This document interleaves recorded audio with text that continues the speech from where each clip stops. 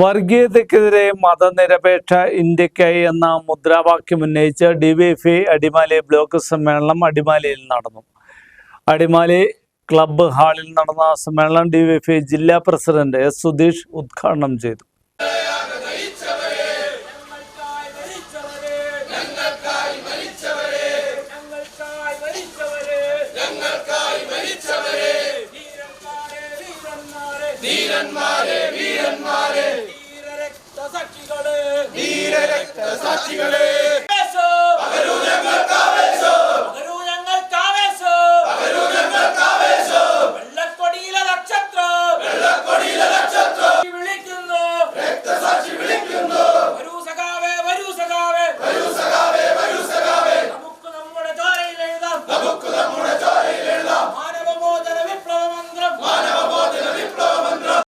സമൂഹത്തിലെ ജീവത്തായ പ്രശ്ന പരിഹാരത്തിന് പോരാട്ടങ്ങളോടൊപ്പം ഡിവൈഎഫ്ഐ സംഘടനയെ കൂടുതൽ കരുത്തുറ്റതാക്കുക എന്ന ലക്ഷ്യത്തോടെയാണ് ഡിവൈഎഫ്ഐ സമ്മേളനങ്ങൾ നടന്നു വരുന്നത്.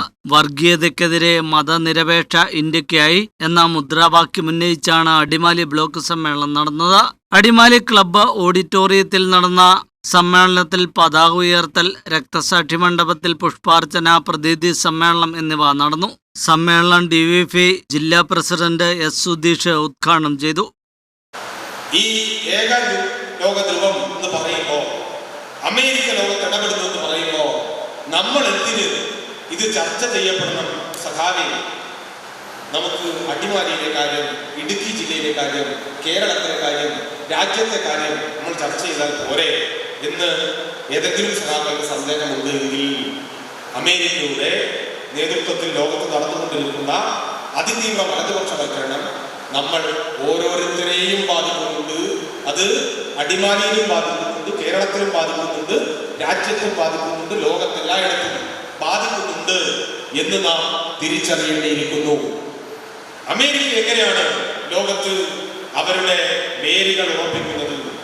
അമേരിക്ക എങ്ങനെയാണ് സമ്പത്ത് കുഞ്ഞുകൂട്ടുന്നത്? അമേരിക്കയുടെ സാമ്പത്തിക നിലനിൽപ്പിന്റെ ആധാരം എന്ത്? ഇവിടെയാണ് നമ്മൾ ചിന്തിക്കേണ്ടത്. അമേരിക്കയുടെ സമ്പത്തിന്റെ ഏറ്റവും പ്രധാനപ്പെട്ട ഘടകം എന്ന് പറയുന്നത് ആയുധങ്ങൾ വിൽപ്പന നടത്തുക എന്നുള്ളതാണ്. കേരളത്തോടുള്ള കേന്ദ്ര ബജറ്റിന്റെ അവഗണന, NH അതോറിറ്റിയുടെ അനാസ്ഥ തുടങ്ങിയവ പ്രമേയമാക്കി നടന്ന യോഗത്തിൽ മേഘ ജോർജ് രക്തസാക്ഷി പ്രമേയം അവതരിപ്പിച്ചു. നിഖിൽ ഷാജൻ അനുശോചന പ്രമേയം അവതരിപ്പിച്ചു. Jomon, Haris K A, Megha George എന്നിവ പ്രസീഡിയം നിയന്ത്രിച്ചു.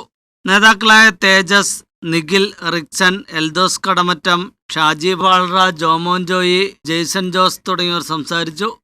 News bureau Adimali.